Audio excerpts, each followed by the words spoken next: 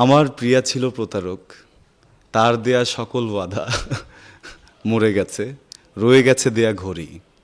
দুটো হাত দুটো ঘড়ি, তাই দুই হাতেই পড়ি।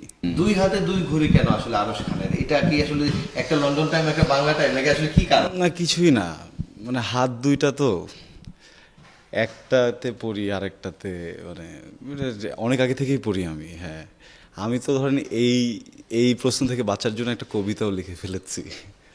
হ্যাঁ, এটা হচ্ছে, জেল থেকে বলছি। আমার প্রিয়া ছিল প্রতারক, তার দেয়া সকল বাধা মরে গেছে, রয়ে গেছে দেয়া ঘড়ি। দুটো হাত দুটো ঘড়ি, তাই দুই হাতেই পড়ি।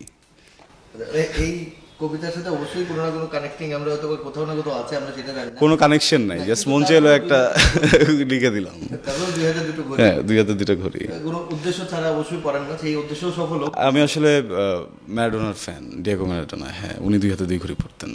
হ্যাঁ, এটা রেখে ধরেন একটু ইন্টারেস্টিং করার জন্য মাঝে মধ্যে এই কবিতা লিখে একটা ধাঁধা ক্রিয়েট করে দেয়।